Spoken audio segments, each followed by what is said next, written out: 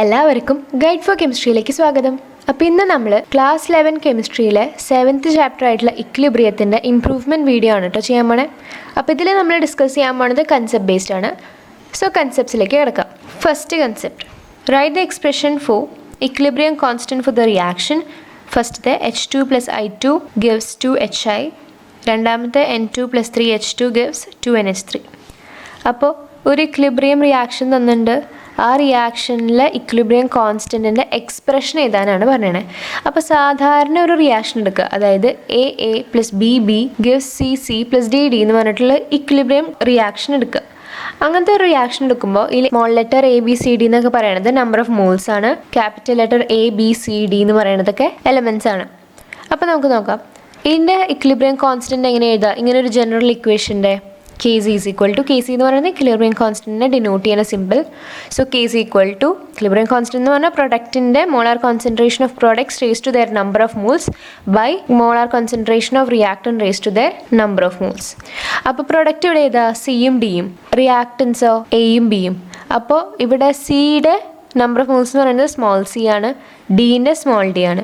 അപ്പോൾ molar concentration of c raise to small c, molar concentration of capital D raised to small d by molar concentration of capital A raised to small a into molar concentration of capital B raised to B. അങ്ങനെയല്ല നമ്മൾ equilibrium constant ചെയ്താൽ അല്ലേ. അപ്പോൾ നമുക്ക് തന്നിരിക്കുന്ന reactions എങ്ങനെയാണ് equilibrium കോൺസ്റ്റൻറ്റിൻ്റെ എക്സ്പ്രഷൻ്റെ രീതിയിൽ എഴുതാമെന്ന് നോക്കാം. സോ ഫസ്റ്റത്തെ H2 + I2 gives 2HI എന്നല്ലേ. അപ്പോൾ പ്രൊഡക്റ്റിൽ വരുന്നത് HI ആണ്, അതിന് 2 മോൾസ് ഉണ്ട്. റിയാക്ടൻ സൈഡിൽ വരുന്നത് H2 I2 ആണ്, അത് ഓരോ മോൾസ് വീതമേ ഉള്ളൂ. So Kc molar concentration of HI raised to 2 by molar concentration of H2 into molar concentration of I2. ഇനി രണ്ടാമത് തന്നിരിക്കുന്നത് N2 + 3H2 gives 2NH3 എന്നാണ്. സോ NH3 ആണ് പ്രൊഡക്റ്റ് സൈഡിൽ വരുന്നത്, അതിന് 2 മോൾസ് ഉണ്ട്. റിയാക്ടൻ സൈഡിൽ വരുന്നത് N2 H2 ആണ്, H2 3 മോൾസും N2 1 മോളുമാണ്. അപ്പോൾ Kc molar concentration of NH3 raised to 2 by molar concentration of N2 into molar concentration of H2 raised to 3. ഇനി രണ്ടാമത് ചോദിച്ചത് what is the relation between Kc and Kp. Kpയും Kcയും തമ്മിലുള്ള relation എന്താണെന്നാണ് ചോദിച്ചത്. Kp = Kc × RT raised to Δn. നമ്മൾ പഠിച്ച കാര്യമാണ്, just one word ആയിട്ട് ചോദിച്ചേക്കണമെന്ന് മാത്രം. Kp = Kc × RT raised to Δn. ഇനി അടുത്ത third question, given in 3 characteristics of equilibrium constant. Equilibrium കോൺസ്റ്റൻറ്റിൻ്റെ 3 ക്യാരക്ടറിസ്റ്റിക്സ് ആണ് ചോദിച്ചത്. സോ എന്താ നോക്കാം. ആദ്യത്തെ, equilibrium constant is applicable only when the concentration of reactants and products have attained their equilibrium state. അപ്പോൾ equilibrium constant applicable ആവണമെങ്കിൽ ആ തന്നിരിക്കുന്ന റിയാക്ടൻസിൻ്റെയും പ്രൊഡക്ട്സിൻ്റെയും കോൺസെൻട്രേഷൻസ് ഉണ്ടാവുമല്ലോ, അത് ഇക്വിലിബ്രിയം സ്റ്റേറ്റിലായിരിക്കണം. അവർ ഇക്വിലിബ്രിയത്തിൽ എത്തിയാൽ മാത്രമേ ഇക്വിലിബ്രിയം കോൺസ്റ്റൻറ്റിനെ നമുക്ക് അപ്ലൈ ചെയ്യാൻ പറ്റുള്ളൂ. ഇനി അടുത്ത പോയിന്റ് എന്ന് പറഞ്ഞാൽ, the value of equilibrium constant is independent of the initial concentration of reactants and products. അപ്പോൾ ഇക്വിലിബ്രിയം കോൺസ്റ്റൻറ്റിൻ്റെ ആ വാല്യൂ എന്ന് പറയുന്നത് റിയാക്ടൻസിൻ്റെയും പ്രൊഡക്ട്സിൻ്റെയും ഇനീഷ്യൽ കോൺസെൻട്രേഷൻ ഉണ്ടാവില്ലേ, അതിനെ ഡിപ്പെൻഡ് ചെയ്യില്ല, ഇൻഡിപെൻഡൻ്റ് ആണ്. ഓക്കെ. ഇനി മൂന്നാമത്തെ എന്ന് പറയുന്നത് value of equilibrium constant depends on temperature. Equilibrium കോൺസ്റ്റൻറ്റിൻ്റെ വാല്യൂ ടെമ്പറേച്ചറിനെ ഡിപ്പെൻഡ് ചെയ്യും. ഓക്കെ. അപ്പോൾ എന്തൊക്കെയാണ് 3 ക്യാരക്ടറിസ്റ്റിക്സ്? ആദ്യത്തെ, റിയാക്ടൻസിൻ്റെയും പ്രൊഡക്ട്സിൻ്റെയും കോൺസെൻട്രേഷൻ ഇക്വിലിബ്രിയം സ്റ്റേറ്റിൽ എത്തിയാൽ മാത്രമേ ഇക്വിലിബ്രിയം കോൺസ്റ്റൻറ്റ് അപ്ലിക്കബിൾ ആവുള്ളൂ. രണ്ടാമത്തത്, ഇക്വിലിബ്രിയം കോൺസ്റ്റൻറ്റിൻ്റെ വാല്യൂ എന്ന് പറയുന്നത് റിയാക്ടൻറ്റിൻ്റെയും പ്രൊഡക്റ്റിൻ്റെയും ഇനീഷ്യൽ കോൺസെൻട്രേഷനെ ഡിപ്പെൻഡ് ചെയ്യില്ല. മൂന്നാമത്തെ, ഇക്വിലിബ്രിയം കോൺസ്റ്റൻറ്റിൻ്റെ വാല്യൂ ടെമ്പറേച്ചറിന് ഡിപ്പെൻഡ് ചെയ്യും. ഇനി state Le Chatelier's principle. Le Chatelier's principle state ചെയ്യാനാണ് പറയുന്നത്. എന്താ സ്റ്റേറ്റ്മെൻറ്റ് എന്ന് നോക്കാം. It States that whenever there is a change in concentration, pressure or temperature of a system at equilibrium, the system will try to readjust in such a way so as to cancel the effect of that change. അപ്പോൾ Le Chatelier's principle എന്താ പറയുന്നത്? ഇക്വിലിബ്രിയത്തിലിരിക്കുന്ന ഒരു സിസ്റ്റത്തിന് അതിൻ്റെ കോൺസെൻട്രേഷനിലോ പ്രഷറിലോ ടെമ്പറേച്ചറിലോ ഒരു change വന്നാൽ ആ system എന്ത് ചെയ്യുമെന്നറിയോ? ആ സിസ്റ്റം ആ ചേഞ്ചിൻ്റെ ആ ഒരു എഫക്റ്റ് ഉണ്ടാവില്ല, എത്ര കൊണ്ട് ചേഞ്ച് ആയി എന്നുള്ളത് ക്യാൻസൽ ചെയ്യാൻ വേണ്ടിയിട്ട് അവരൊരു അഡ്ജസ്റ്റ്മെൻറ്റ് അവിടെ നടത്തും, റീഅഡ്ജസ്റ്റ് ചെയ്യും. അതാണ് Le Chatelier's principle എന്ന് പറയുക. സോ ഒന്നും കൂടി സ്റ്റേറ്റ്മെൻറ്റ് വായിച്ചു തരാം. Whenever there is a change in concentration, pressure or temperature of a system at equilibrium, the system will try to readjust in such a way so as to cancel the effect of that change. ആ change എങ്ങനെയെങ്കിലും ഒഴിവാക്കാൻ, cancel ചെയ്യാൻ വേണ്ടിയിട്ടുള്ള ഒരു readjustment അവരവിടെ നടത്തും. When there is a change in concentration, pressure or temperature of a system at equilibrium. ഇക്വിലിബ്രിയത്തിൽ ഇരിക്കുന്ന സിസ്റ്റത്തിൻ്റെ കാര്യമായിട്ട് പറയണേ. ഇനി അടുത്ത അഞ്ചാമത്തെ point, how do the effect of change in concentration, temperature and pressure affect the rate of chemical reaction. അതായത് ഒരു കെമിക്കൽ റിയാക്ഷൻ്റെ റേറ്റിനെ എങ്ങനെയാണ് കോൺസെൻട്രേഷനിലും ടെമ്പറേച്ചറിലും പ്രഷറിലും ചേഞ്ച് വരുമ്പോൾ എഫക്റ്റ് ചെയ്യണേന്നാണ് ചോദിക്കണേ. An increase in concentration of reactant increases the rate of forward reaction. അതായത് റിയാക്റ്റൻറ്റിൻ്റെ concentration കൂടിയാൽ അത് forward റിയാക്ഷനിലേക്കായിരിക്കും പോവുക. അത് ഫോർവേഡ് റിയാക്ഷൻ ആവാനുള്ള ഒരു ചാൻസസ് കൂട്ടും, അതിൻ്റെ റേറ്റ് കൂട്ടും. That is equilibrium is shifted to forward direction. ഇപ്പോൾ ഒരു ആരോ ഉണ്ട്, അതിൻ്റെ ലെഫ്റ്റിലുള്ളതാണ് റിയാക്റ്റൻസ്, അതിൻ്റെ റൈറ്റിലുള്ളതാണ് പ്രോഡക്ട്സ് അല്ലേ. സോ റിയാക്റ്റൻറ്റിൻ്റെ അവിടെ കോൺസെൻട്രേഷൻ കൂടി എന്ത് ചെയ്യും, അത് കൂടുതൽ പ്രോഡക്ട്സ് ഉണ്ടാക്കാൻ നോക്കും അല്ലേ. അപ്പോൾ ഫോർവേഡ് ഡയറക്ഷനിലേക്ക് ഒരു ഷിഫ്റ്റ് വരും ഇക്വിലിബ്രിയത്തിന് അല്ലേ. കൂടുതൽ പ്രൊഡക്ട്സ് ഉണ്ടാക്കണം, അപ്പോൾ പ്രൊഡക്ട്സ് ഉണ്ടാക്കുന്നത് റൈറ്റിലേക്കാണ്, ഫോർവേഡ് ആയിട്ടാണ് പോകേണ്ടത്. അപ്പോൾ അവിടെ ഒരു ഇൻക്രീസ് വരും. And an increase in the concentration of products increase the rate of backward reaction. പ്രൊഡക്ട്സിൻ്റെ കോൺസെൻട്രേഷനാണ് കൂടുന്നതെങ്കിൽ അത് ബാക്ക്വേർഡ് റിയാക്ഷനിലേക്കായിരിക്കും പോവുക. അതായത് കൂടുതൽ പ്രൊഡക്ട്സ് ഉണ്ടാക്കിയാൽ ബാലൻസ് ചെയ്യാൻ വേണ്ടിയിട്ട് സിസ്റ്റം എന്ത് ചെയ്യും, ലേ ഷാറ്റ്ലിയേഴ്സ് പ്രിൻസിപ്പിൾ പ്രകാരം അത് റീഅഡ്ജസ്റ്റ് ചെയ്യാൻ നോക്കും. എങ്ങനെയാണ് അത് റീഅഡ്ജസ്റ്റ് ചെയ്യുക, ബാക്ക്വേർഡ് റിയാക്ഷനിലേക്ക് പോയിട്ട്, അതായത് റിയാക്റ്റൻസിൻ്റെ അവിടേക്ക് പോയിട്ട് അത് അഡ്ജസ്റ്റ് ചെയ്യും. Okay, according to Le Chatelier's principle, increase in temperature favors endothermic process and decrease in temperature favors exothermic process. അപ്പോൾ Le Chatelier's principle പ്രകാരം ടെമ്പറേച്ചറിൽ ഇൻക്രീസ് വന്നാൽ അത് എൻഡോതേർമിക് പ്രോസസ്സിനെയാണ് ഫേവർ ചെയ്യുക. എന്തുകൊണ്ടാണ് എൻഡോതേർമിക്കിനെ ഫേവർ ചെയ്യണത്? എൻഡോതേർമിക് എന്ന് പറഞ്ഞാൽ എന്താ, ടെമ്പറേച്ചർ കുറവാകുന്ന ഒരു സ്റ്റേറ്റ് അല്ലേ. അപ്പോൾ ആ സ്റ്റേറ്റിന് എന്തുകൊണ്ടാണ് ഫേവർ ചെയ്യണത് ടെമ്പറേച്ചർ കൂടുമ്പോൾ ഈ പ്രിൻസിപ്പിൾ പ്രകാരം? കാരണം എന്താ, ടെമ്പറേച്ചർ കൂടുമ്പോൾ സിസ്റ്റം നോക്കുക ടെമ്പറേച്ചറിനെ കുറയ്ക്കാനാണ് അല്ലേ. ആ ഒരു ഇക്വിലിബ്രിയം സ്റ്റേറ്റിൽ തന്നെ നിൽക്കാൻ വേണ്ടിയിട്ട് സിസ്റ്റം നോക്കുക ടെമ്പറേച്ചറിനെ കുറയ്ക്കാനാണ്. അപ്പം അങ്ങനെ കുറയ്ക്കണമെങ്കിൽ അവർക്ക് എൻഡോതേർമിക് പ്രോസസ്സിനെ ഫേവർ ചെയ്യേണ്ടി വരും. അതുകൊണ്ടാണ് ഇവിടെ അങ്ങനെ പറയണത്. ഇനി ടെമ്പറേച്ചർ കുറയുകയാണെങ്കിൽ എന്താ അവസ്ഥ, നമുക്ക് ടെമ്പറേച്ചർ കൂട്ടേണ്ടി വരും അല്ലേ. സിസ്റ്റം ടെമ്പറേച്ചർ കൂട്ടും ലേ ഷാറ്റ്ലിയേഴ്സ് പ്രിൻസിപ്പിൾ പ്രകാരം. അപ്പോൾ അത് കൂട്ടാൻ വേണ്ടിയിട്ടാണ് എക്സോതേർമിക് പ്രോസസ്സിനെ ഫേവർ ചെയ്യണം. ഇനി when the pressure increases the equilibrium is shifted to that direction in which the number of moles decreases. അതായത് പ്രഷർ കൂടുകയാണെങ്കിൽ എന്ത് സംഭവിക്കും, ഇക്വിലിബ്രിയം ഷിഫ്റ്റ് ചെയ്യുക നമ്പർ ഓഫ് മോൾസ് കുറവുള്ള സ്ഥലത്താണ്. അതായത് പ്രഷർ കൂടുക എന്ന് പറഞ്ഞാൽ നമ്പർ ഓഫ് മോൾസ് കൂടുകയെന്നാണ്. സോ നമ്പർ ഓഫ് മോൾസ് കുറയ്ക്കാനാണ് നമ്മൾ നോക്കുക. അതിന് വേണ്ടിയിട്ട് ഏത് ഡയറക്ഷനിലേക്കാണ് പോകണത്, ആ ഡയറക്ഷനിലേക്ക് പോകും. ഫോർ എക്സാമ്പിൾ റിയാക്ടൻ സൈഡിൻ്റെ പ്രൊഡക്റ്റ് സൈഡ് ഉണ്ട്. റിയാക്ടൻ സൈഡിലാണ് പ്രഷർ കൂടുതലെന്ന് വിചാരിക്കും, അതായത് നമ്പർ ഓഫ് മോൾസ് കൂടുതൽ റിയാക്ടൻ സൈഡിലാണ്. അപ്പോൾ നമ്മൾ പ്രോഡക്റ്റ് സൈഡിലേക്ക് പോകും. ഓക്കെ, അതാണ് ഉദ്ദേശിക്കുന്നത്. അപ്പോൾ ഫോർവേഡ് റിയാക്ഷൻ ആയിരിക്കും നടക്കുക. ഇനി അടുത്തത് write the Bronsted concept of acids and base. ആസിഡിൻ്റെയും ബേസിൻ്റെയും ബ്രോൺസ്റ്റഡ് പറഞ്ഞിരിക്കുന്ന കൺസെപ്റ്റ് എന്താണെന്ന്. According to this concept, acids are proton donors, അതായത് H+ donors, and bases are H+ acceptors. അപ്പോൾ ബ്രോൺസ്റ്റഡിൻ്റെ കൺസെപ്റ്റ് പ്രകാരം ആസിഡ് എന്ന് പറഞ്ഞാൽ പ്രോട്ടോണെ ഡൊണേറ്റ് ചെയ്യണവരാണ്, ബേസ് എന്ന് പറഞ്ഞാൽ പ്രോട്ടോണെ അക്സെപ്റ്റ് ചെയ്യണവരാണ്. For example NH3 in liquid state plus H2O in liquid state gives NH4 plus aqueous plus OH minus aqueous.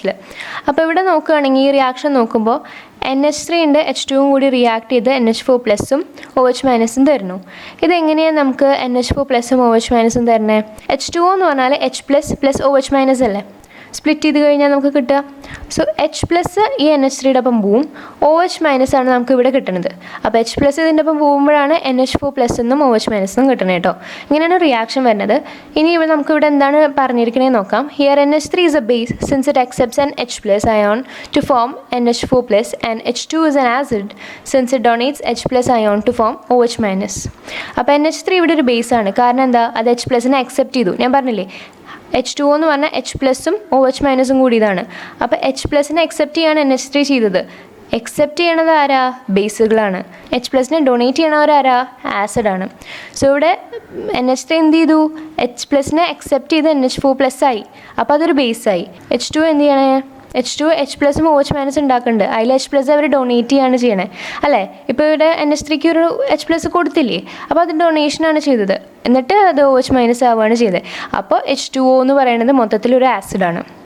In reverse reaction, NH4 plus is an acid and OH minus is a base. Reverse ആയിട്ട് ചിന്തിച്ച് നോക്കിയാൽ നമ്മൾ same concept തന്നെ എടുക്കുക. അപ്പോൾ നമുക്ക് എന്ത് കിട്ടും, NH4 പ്ലസ് എന്ന് പറയുന്നത് ഒരു ആസിഡും OH മൈനസ് ബേസ് എന്നും കിട്ടും. ഒന്നും കൂടി ക്ലിയർ ആക്കിയിട്ട് ആ ഒരു സെൻറ്റൻസ് പറഞ്ഞുതരാം.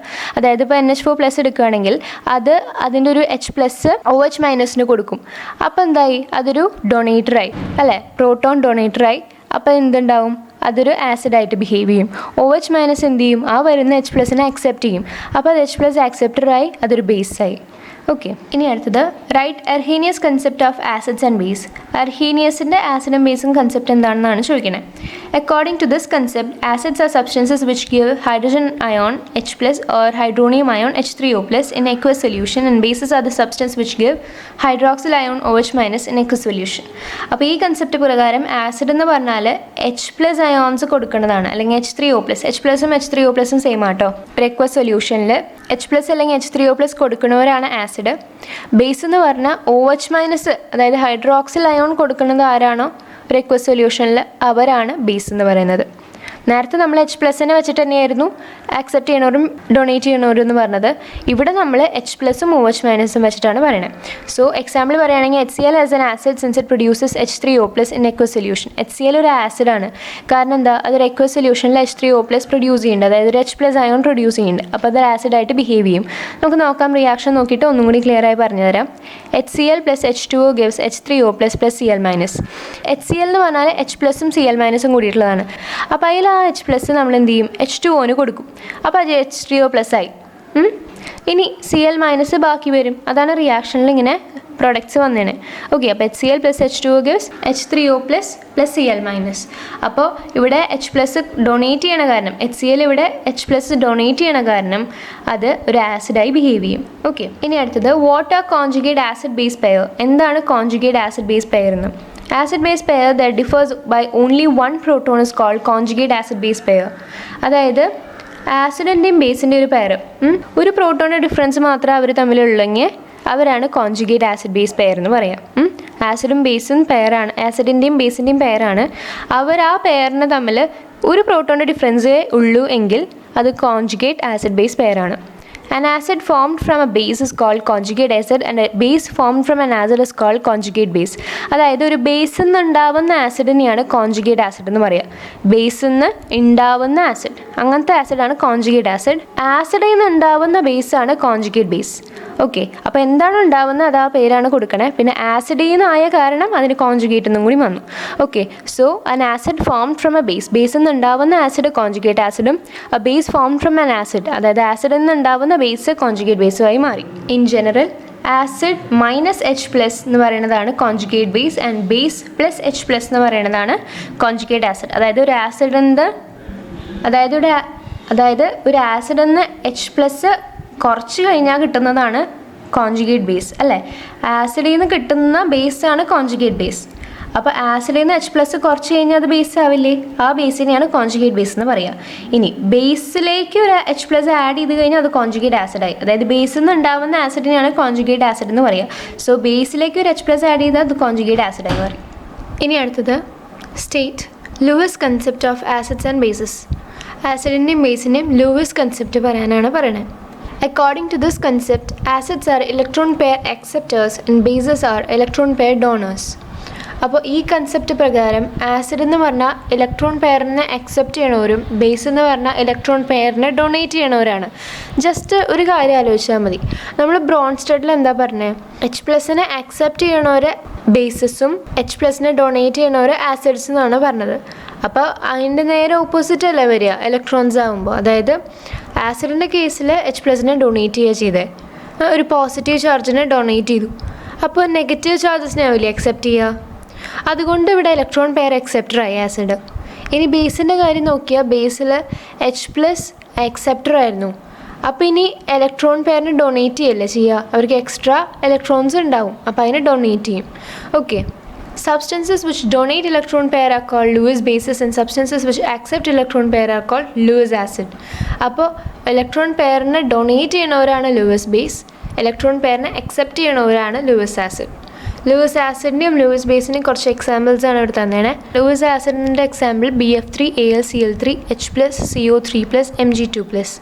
ലൂയിസ് ബേസിൻ്റെ NH3 H2O OH- Cl- Br-.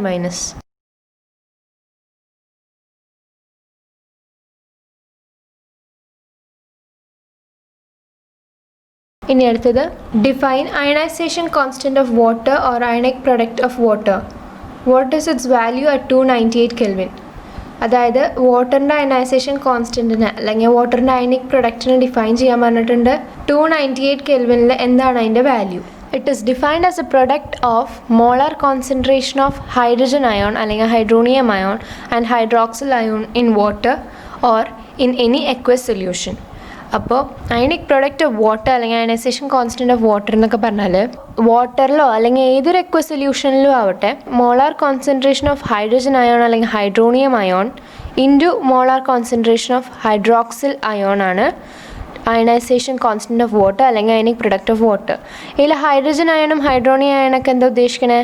H+, hydroxyl അയണോ OH-. So molar concentration of, അതായത് സ്ക്വയർ ബ്രാക്കറ്റിൽ H+ ഇൻറ്റു സ്ക്വയർ ബ്രാക്കറ്റിൽ OH- എന്ന് പറയുന്നതാണ് അതിനൊരു പ്രൊഡക്റ്റിനെയാണ് അയണൈസേഷൻ കോൺസ്റ്റൻറ്റ് ഓഫ് വാട്ടർ അല്ലെങ്കിൽ അയണിക് പ്രൊഡക്റ്റ് ഓഫ് വാട്ടർ എന്ന് പറയും. അപ്പോൾ അയണിക് പ്രൊഡക്റ്റിൽ തന്നെ ഉണ്ട് പ്രൊഡക്റ്റായിട്ടാണ് ചെയ്യേണ്ടത്, അതായത് മൾട്ടിപ്ലിക്കേഷനാണ് രണ്ടിൻ്റെ ചെയ്യേണ്ടതെന്ന് അതിൽ തന്നെ ഉണ്ട്. So molar concentration of H+ into molar concentration of OH- ആണ് in water or in any aqueous സൊല്യൂഷനെയാണ് അയണൈസേഷൻ കോൺസ്റ്റൻറ്റ് ഓഫ് വാട്ടർ അല്ലെങ്കിൽ അയണിക് പ്രൊഡക്റ്റ് ഓഫ് വാട്ടർ എന്ന് പറയാം. ഇനി നമ്മൾ 298 കെൽവിനിൽ എന്താണ് അതിൻ്റെ വാല്യൂ ചോദിച്ചിട്ടുണ്ട്. സോ 298 കെൽവിനിൽ ionisation constant of water KW എന്ന് പറയുന്നത് 10⁻⁻14 ആണ് കേട്ടോ. 10⁻⁻14 ഈ വാല്യൂ വളരെ ഇമ്പോർട്ടൻ്റ് ആണ്, നോട്ട് ചെയ്ത് വെക്കുക. ഇനി അടുത്തത് ഡിഫൈൻ pH. pH എന്താണെന്ന് ഡിഫൈൻ ചെയ്യാൻ. Potential hydrogen. Okay, it is defined as a negative logarithm of hydrogen ion concentration in moles per liter, that is molarity. അപ്പോൾ pH എന്ന് പറഞ്ഞാൽ ഹൈഡ്രജൻ അയൺ കോൺസെൻട്രേഷൻ അല്ലേ, അതിൻ്റെ മോൾസ് പെർ ലിറ്ററിൽ എടുക്കുമ്പോൾ അതിൻ്റെ negative logarithm എന്താണോ അതാണ് pH. അതായത് pH is equal to minus log of molar concentration of H+. അപ്പോൾ H+ൻ്റെ മോളാർ കോൺസെൻട്രേഷൻ്റെ നെഗറ്റീവ് ലോഗറിതം എടുത്താൽ എന്താണോ കിട്ടണേ അതാണ് pH. ഓക്കെ, അപ്പോൾ ഈ ഒരു ഫോർമുല മനസ്സിൽ വെച്ചാൽ മതി, എന്നിട്ട് നമ്മളത് ഒന്ന് സെൻറ്റൻസിലേക്ക് കൺവേർട്ട് ചെയ്താൽ മതി. Okay, so pH is equal to minus log of concentration molar concentration of H+, അല്ലെങ്കിൽ pH is equal to minus log of molar concentration of H3O+. H+ഉം H3O+ഉം സെയിം ആണ്. ഇനി അടുത്തത് define common ion effect. Common ion effect എന്താണെന്ന് define ചെയ്യാൻ പറയാണ്. So it is a separation of the dissociation of a weak electrolyte by the addition of a strong electrolyte containing a common ion.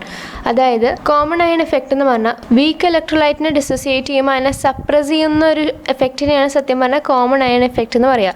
എങ്ങനെയാണ് ആ separation നടക്കണേ? ഒരു strong electrolyte അതിൻ്റെ ഒപ്പം add ചെയ്തിട്ട് ആ സ്ട്രോങ് ഇലക്ട്രോലൈറ്റിലും വീക്ക് ഇലക്ട്രോലൈറ്റിലും കോമൺ ആയിട്ടുള്ള ഒരു അയോൺ ഉണ്ട്. അപ്പം അങ്ങനെ കോമൺ ആയിട്ടുള്ള അയോൺ ഉള്ള കാരണമാണ് അതിനെ കോമൺ അയൺ എഫക്റ്റ് എന്ന് വിളിക്കുന്നത്. അപ്പോൾ it is A separation of the dissociation of a weak electrolyte. Week electrolyte നമ്മൾ ഡിസോസിയേറ്റ് ചെയ്യുന്നുണ്ട്. അപ്പോൾ അത് സപ്രസ് ചെയ്യാൻ വേണ്ടിയിട്ട് നമ്മളൊരു സ്ട്രോങ് ഇലക്ട്രോലൈറ്റ് ആഡ് ചെയ്യണു. അങ്ങനെ സ്ട്രോങ് ഇലക്ട്രോലൈറ്റ് ആഡ് ചെയ്യണമെങ്കിൽ ആ സ്ട്രോങ് ഇലക്ട്രോലൈറ്റിനും വീക്ക് ഇലക്ട്രോലൈറ്റിനായി കോമൺ ആയിട്ടുള്ളൊരു അയോൺ വേണം. ഓക്കെ, അപ്പോൾ അതുകൊണ്ടാണ് അതിനെ കോമൺ അയൺ എഫക്റ്റ് എന്ന് വിളിക്കുന്നത്. ഇനി അടുത്തത് വാട്ട് ഈസ് ബഫർ സൊല്യൂഷൻ. എന്താണ് buffer solution? Solution which resist the change in pH on dilution or with the addition of small amount of acid or alkali is called buffer solution. അപ്പോൾ buffer solution എന്ന് പറഞ്ഞാൽ ഒരു ചെറിയ amount alkali അല്ലെങ്കിൽ acid നമ്മളൊരു സൊല്യൂഷനിലേക്ക് add ചെയ്യാണ്. അങ്ങനെ add ചെയ്യുമ്പോൾ അതിൻ്റെ pHലോ അങ്ങനെ എന്തെങ്കിലും ചേഞ്ച് വരും. ഡൈല്യൂട്ട് ചെയ്യേണ്ടി വരുമ്പോൾ അതിൻ്റെ pHലൊക്കെ ചേഞ്ച് വരും. ആ ചേഞ്ചിനെ റെസിസ്റ്റ് ചെയ്യുന്ന സൊല്യൂഷനെയാണ് ബഫർ സൊല്യൂഷൻ എന്ന് പറയുക. അപ്പോൾ ചെറിയ എമൗണ്ട് ആസിഡ് അല്ലെങ്കിൽ ആൽക്കലി നമ്മൾ ആഡ് ചെയ്യുക അല്ലെങ്കിൽ ഡൈല്യൂഷനിലൊക്കെ നമ്മൾ ചെയ്യുമ്പോൾ pHൽ ചേഞ്ച് വരും. അങ്ങനെ ചേഞ്ച് വരുന്നതിനെ റെസിസ്റ്റ് ചെയ്യുന്ന സൊല്യൂഷനാണ് buffer solution. The solution which resist the change in pH on dilution or with the addition of small amount of acid or alkali is called buffer solution. There are two types of buffer solution. രണ്ട് type buffer solution ഉണ്ട്, acidic buffer and basic buffer. അപ്പോൾ ഇതാണ് buffer സൊല്യൂഷനെ പറ്റിയിട്ടുള്ളത് കേട്ടോ. ഇനി അടുത്തത് define solubility product. Solubility പ്രൊഡക്റ്റിനെ define ചെയ്യാൻ പറയാണ്. It is defined as a product of molar concentration of ions of a sparingly soluble salt or in a saturated solution. അതായത് സോളിബിലിറ്റി പ്രൊഡക്റ്റ് എന്ന് പറഞ്ഞാൽ ഒരു സാച്ചുറേറ്റഡ് സൊല്യൂഷൻ, അതിൽ സ്പെയറിംഗ്ലി സോളിബിൾ ആയിട്ടുള്ള സോൾട്ട് ഉണ്ടാവുമല്ലോ, അതായത് അതിൽ അധികം അലിയാത്ത സോൾട്ട്സ് ഉണ്ടാവില്ലേ, ആ സോൾട്ടിൻ്റെ മോളാർ കോൺസെൻട്രേഷൻ എടുക്കുക. ആ സോൾട്ടിലുള്ള അയോൺസിൻ്റെ മോളാർ കോൺസെൻട്രേഷൻ എടുക്കുക. എന്നിട്ട് അതിനെ മൾട്ടിപ്ലൈ ചെയ്യുമ്പോൾ കിട്ടുന്നതാണ് സോളിബിലിറ്റി പ്രൊഡക്റ്റ് എന്ന് പറഞ്ഞാൽ. ഓക്കെ, അപ്പോൾ ഒരു സാച്ചുറേറ്റഡ് സൊല്യൂഷൻ അല്ലെങ്കിൽ സ്പെയറിംഗ്ലി സോളിബിൾ ആയിട്ടുള്ള സോൾട്ടിൻ്റെ അയോൺസിൻ്റെ മോളാർ കോൺസെൻട്രേഷൻ എടുത്ത് അതിൻ്റെ പ്രൊഡക്റ്റ് നോക്കിക്കഴിഞ്ഞാൽ നമുക്ക് എന്താണ് കിട്ടണേ, അതാണ് solubility product. For a general salt AXBY, its dissociation can be denoted as. അപ്പോൾ നമ്മളൊരു ജനറൽ ആയിട്ടുള്ള സോൾട്ട് എടുക്കാൻ പോവാണ് കേട്ടോ. AXBY എന്ന് പറഞ്ഞൊരു ജനറൽ ആയിട്ടുള്ള salt. Its dissociation can be denoted as. അതിൻ്റെ ഡിസോസിയേഷൻ എങ്ങനെയാണെന്നാണ് ഇനി നോക്കാൻ പോണേ. AXBY gives XAY plus YBX minus. അപ്പോൾ എങ്ങനെയാണ് ഇങ്ങനെ വന്നതെന്നും കൂടി പറഞ്ഞുതരാം കേട്ടോ. AXBYനെ നമ്മൾ ഡിസോസിയേറ്റ് ചെയ്തു. അങ്ങനെ ഡിസോസിയേറ്റ് ചെയ്യുമ്പോൾ എന്താ സംഭവിക്കുക വെച്ചാൽ ഈ എൻ്റെ താഴെ കിടക്കുന്ന എക്സ് ഇല്ലേ, അതാണ് സത്യം പറഞ്ഞ ബീൻ്റെ ചാർജ്. ശ്രദ്ധിച്ച് കേട്ടോളൂ കേട്ടോ. ഇങ്ങനെയാണ് നമ്മൾ ഡിസോസിയേറ്റ് ചെയ്യുമ്പോൾ ചെയ്യേണ്ടത്. എൻ്റെ താഴെ കിടക്കുന്ന എക്സ് എന്ന് പറയുന്നതാണ് ബീൻ്റെ ചാർജ്. പിന്നെ ഈ ബീൻ്റെ താഴെ കിടക്കുന്ന വൈ ആണ് എൻ്റെ ചാർജ്. ഓക്കെ, അപ്പോൾ എൻ്റെ താഴെ കിടക്കുന്ന എക്സ് ആണ് ബീൻ്റെ ചാർജ്, ബീൻ്റെ താഴെ കിടക്കുന്ന വൈ ആണ് എൻ്റെ ചാർജ്. ഇനി എൻ്റെ നമ്പർ ഓഫ് മോൾസ് എന്ന് പറഞ്ഞാൽ അതിൻ്റെ താഴെ കിടക്കുന്ന എക്സ് തന്നെയാണ്, ബീൻ്റെ നമ്പർ ഓഫ് മോൾസ് എന്ന് പറഞ്ഞാൽ അതിൻ്റെ താഴെ കിടക്കുന്ന y. Okay, so number of moles അതിൻ്റെ താഴെ കിടക്കുന്നത് ആരാണോ അത് തന്നെയാണ്. ചാർജ് എന്ന് പറയുമ്പോൾ ഓപ്പോസിറ്റ് ആയിട്ട് കൊടുക്കുക. അതാണ് ഇവിടെ ചെയ്തേണേ. ഇത് നമ്പർ ഓഫ് മോൾസും ഇവിടെ മേലെ എഴുതിയത് ചാർജുമാണ്. സോ എന് അതിൻ്റെ ചാർജ് എന്ന് പറഞ്ഞാൽ വൈ പ്ലസും നമ്പർ ഓഫ് മോൾസ് എന്ന് പറഞ്ഞാൽ എക്സും ആണ്. അപ്പോൾ XAY പ്ലസ് എക്വസ് ആവുമല്ലോ, എക്വസ് സ്റ്റേറ്റിലാണ് ഇരിക്കുക, പ്ലസ് YBX മൈനസ്. എന്തുകൊണ്ടാണ്? ബീൻ്റെ നമ്പർ ഓഫ് മോൾസ് എന്ന് പറഞ്ഞാൽ വൈയും അതിൻ്റെ ചാർജ് എന്ന് പറഞ്ഞാൽ എക്സ് മൈനസുമാണ്. നമുക്കറിയാം ലെഫ്റ്റിലുള്ളത് നമ്മൾ കൂടുതലും മെറ്റാലിക് ക്യാരക്ടർ ഉള്ളവരെയാണ് എടുക്കുക, റൈറ്റിൽ നമ്മൾ നോൺ മെറ്റാലിക് അല്ലാത്ത ക്യാരക്ടർ ഉള്ളവരെയാണ് എടുക്കുക. അതുകൊണ്ടാണ് ഇവിടെ A⁻Y പ്ലസ് എന്നും B⁻X മൈനസ് എന്നും എഴുതണം കേട്ടോ. KSP ഇനി നമ്മൾ സോളിബിലിറ്റി പ്രൊഡക്റ്റ് ചെയ്താണ്, അതിനെ ഡിനോട്ട് ചെയ്യേണ്ടതാണ് KSP എന്ന് പറയുന്നത്. It is equal to the molar concentration of A⁻Y plus raised-to-X into molar concentration of B⁻X minus raised-to-Y. നമുക്കറിയാം ഇങ്ങനെ നമ്മൾ മോളാർ കോൺസെൻട്രേഷൻ എഴുതുമ്പോൾ അതിൻ്റെ ഒപ്പം നമ്പർ ഓഫ് മോൾസ് ഉണ്ടെങ്കിൽ അതും കൂടി raised to ആയിട്ട് എഴുതണം എന്ന് പറഞ്ഞിട്ടുണ്ട്. അപ്പോൾ ഇവിടെ സോളിബിലിറ്റി പ്രൊഡക്റ്റിൻ്റെ ഡെഫിനിഷൻ പ്രകാരം ഒരു സാച്ചുറേറ്റഡ് സൊല്യൂഷൻ അല്ലെങ്കിൽ സ്പെയറിംഗ്ലി സോളിബിൾ ആയിട്ടുള്ള സോൾട്ടിൽ എന്തൊക്കെ അയോൺസ് ഉണ്ടോ അതിൻ്റെ മോളാർ കോൺസെൻട്രേഷൻ്റെ പ്രോഡക്റ്റാണ് സോളിബിലിറ്റി പ്രൊഡക്റ്റ്. അപ്പോൾ ഇവിടെ രണ്ടെണ്ണം ഉണ്ടല്ലേ, A⁻Y പ്ലസും B⁻X മൈനസും. അപ്പോൾ A⁻Y പ്ലസിൻ്റെ നമ്പർ ഓഫ് മോൾസ് എന്ന് പറഞ്ഞാൽ എക്സും B⁻X മൈനസിൻ്റെ നമ്പർ ഓഫ് മോൾസ് എന്ന് പറഞ്ഞാൽ വൈയും. അതാണ് ഇങ്ങനെ raised to ആയിട്ട് ഇട്ട് കൊടുത്തതാണ്. ഓക്കെ, ഇനി അടുത്തത്, if the concentration of hydrogen iron in A soft drink is 3 × 10⁻³ molar, calculate it's pH. അതായത് ഒരു സോഫ്റ്റ് ഡ്രിങ്ക്, ആ സോഫ്റ്റ് ഡ്രിങ്കിൽ ഹൈഡ്രജൻ അയോൺ അതായത് H+ അല്ലെങ്കിൽ H3O+ൻ്റെ കോൺസെൻട്രേഷൻ എന്ന് പറയുന്നത് 3 × 10⁻³ മോളാർ ആണെങ്കിൽ അതിൻ്റെ pH കാൽക്കുലേറ്റ് ചെയ്യാനാണ് പറയുന്നത്. ആദ്യം തന്നെ നമുക്ക് തന്നിരിക്കുന്ന ഇൻഫോർമേഷൻസ് എല്ലാം എഴുതുക. നമുക്ക് എന്താ തന്നിരിക്കുന്നത്? കോൺസെൻട്രേഷൻ ഓഫ് ഹൈഡ്രജൻ അയോൺ ഒരു സോഫ്റ്റ് ഡ്രിങ്കിൽ 3 × 10⁻³ മോളാർ ആണെന്ന്. സോ കോൺസെൻട്രേഷൻ ഓഫ് H3O+ അല്ലെങ്കിൽ നിങ്ങൾക്ക് H+ എന്ന് എഴുതാം കേട്ടോ. അപ്പോൾ concentration of H3O+ is equal to 3 × 10⁻³ molar. ഇനി pH എന്ന് പറഞ്ഞാൽ എന്താ? Minus log of concentration of H3O+. അപ്പോൾ minus log of 3 × 10⁻³. So calculate ചെയ്ത് വരുമ്പോൾ 2.5229 എന്ന് കിട്ടും. ഇനി അടുത്തത്, consider the equilibrium AgCl gives Ag++ Cl-. The solubility of AgCl is 1.06 × 10⁻⁵ mole per liter at 298 Kelvin. Find out its KSP at this temperature. Equilibrium സ്റ്റേറ്റിലിരിക്കുന്ന ഒരു reaction തന്നിട്ടുണ്ട്. അപ്പോൾ AgClൻ്റെ സോളിബിലിറ്റി തന്നിട്ടുണ്ട്, ടെമ്പറേച്ചർ തന്നിട്ടുണ്ട്. അപ്പോൾ ഈ ടെമ്പറേച്ചറിൽ എന്താണ് സോളിബിലിറ്റി പ്രൊഡക്റ്റ് എന്നാണ് ചോദിക്കണേ. അത് കണ്ടുപിടിക്കാൻ നമ്മൾ എന്താ ചെയ്യേണ്ടത്? ആദ്യം തന്നെ ആ ഇക്വേഷൻ എടുത്ത് എഴുതുക. AgCl gives Ag++ Cl-. അതിൻ്റെ ഫിസിക്കൽ സ്റ്റേറ്റും കൂടി എഴുതുക. അത് കഴിഞ്ഞിട്ട് നമ്മൾ AgClൻ്റെ സോളിബിലിറ്റി S ആയിട്ടാണ് എടുക്കണേ. ഈ ഒരു ടെമ്പറേച്ചറിൻ്റെ സോളിബിലിറ്റി തന്നിട്ടുണ്ട്, പക്ഷെ നമ്മൾ S ആയിട്ടാണ് എടുക്കണേ. കാരണം നമുക്ക് KSP കാണണമെങ്കിൽ നമുക്ക് സോളിബിലിറ്റി എന്താണെന്ന് അറിയണം, ഓരോ അയോൺസിൻ്റെയും, അല്ലാണ്ട് മൊത്തത്തിലല്ല, ഓരോ അയോൺസിൻ്റെയാണ് അറിയേണ്ടത്. അപ്പോൾ അതിന് വേണ്ടിയിട്ട് നമുക്ക് അയോൺസിൻ്റെ എന്താണെന്ന് കിട്ടാൻ വേണ്ടിയിട്ടാണ് നമ്മളിങ്ങനെ S എന്ന് പറഞ്ഞിട്ട് എടുക്കുന്നത് കേട്ടോ. അപ്പോൾ AgClന് ഒരു മോളല്ലേ ഉള്ളൂ, അപ്പോൾ S. Ag+ന് ഒരു മോളല്ലേ ഉള്ളൂ, S. Cl- ഒരു മോളല്ലേ ഉള്ളൂ, S. ഇവിടെ 2 3 എന്ന് പറഞ്ഞിട്ട് മോൾസ് ഉണ്ടായിരുന്നെങ്കിൽ എത്ര നമ്പർ ഓഫ് മോൾസ് ഉണ്ടെങ്കിൽ അത്രയും നമ്പർ ഓഫ് മോൾസ് ഇവിടെ ആഡ് ചെയ്യണമായിരുന്നു. ആഡ് ചെയ്യാന്ന് പറഞ്ഞാൽ 3, ഇപ്പം 3 Ag+ എന്നായിരുന്നെങ്കിൽ 3S എന്ന് എഴുതേണ്ടി വന്നേനെ. ഓക്കെ, അങ്ങനെ ഇവിടെ ഇപ്പോൾ എല്ലാം ഓരോ മോൾസ് ആയ കാരണം എസ് എന്ന് മാത്രം എഴുതിയാൽ മതി. അപ്പോൾ നമുക്ക് എന്ത് എഴുതാം? KSP എന്ന് പറയുന്നത് molar concentration of AG plus into molar concentration of CL minus എന്നല്ലേ. ഡെഫിനേഷൻ അറിഞ്ഞു കഴിഞ്ഞാൽ നമുക്ക് അതിൻ്റെ ഫോർമുല എന്തായാലും കിട്ടും. അല്ലെങ്കിൽ നേരെ തിരിച്ച് നമുക്ക് ഫോർമുല അറിയാമെങ്കിൽ ഡെഫിനേഷൻ എന്തായാലും കിട്ടും. ഓക്കെ, അപ്പോൾ ഏതെങ്കിലും ഒരെണ്ണം പക്കയാക്കി പഠിച്ചു വയ്ക്കുക. അപ്പോൾ ഇവിടെ അയോൺസ് AG പ്ലസും CL മൈനസും ആയ കാരണം അവരുടെ മോളാർ കോൺസെൻട്രേഷൻസ് എടുത്തു, മൾട്ടിപ്ലൈ ചെയ്തു. സോ നമ്മൾ അസ്യൂം ചെയ്ത സോളിബിലിറ്റി എന്താ? അവരുടെ എസും അല്ലേ. So S into S square. S നമുക്ക് തന്നിരിക്കുന്നത് 1.06 × 10⁻⁻5 മോൾ പെർ ലിറ്റർ ആണ്. അത് അങ്ങോട്ട് സബ്സ്റ്റിറ്റ്യൂട്ട് ചെയ്യുക. So KSP is equal to 1.06 × 10⁻⁵2 is equal to 1.1236 × 10⁻10 molar square. അപ്പോൾ ഇതാണ് ഇതിൻ്റെ ആൻസർ. അപ്പോൾ ഇത്രയായിരുന്നു ഈ ചാപ്റ്ററിനെ ബേസ് ചെയ്തിട്ടുള്ള കൺസെപ്റ്റ് ബേസ്ഡ് ക്വസ്റ്റ്യൻസ് ഉണ്ടായിരുന്നത്. സോ ഇനി അടുത്ത വീഡിയോയിൽ കാണുന്നവരെ താങ്ക് യു.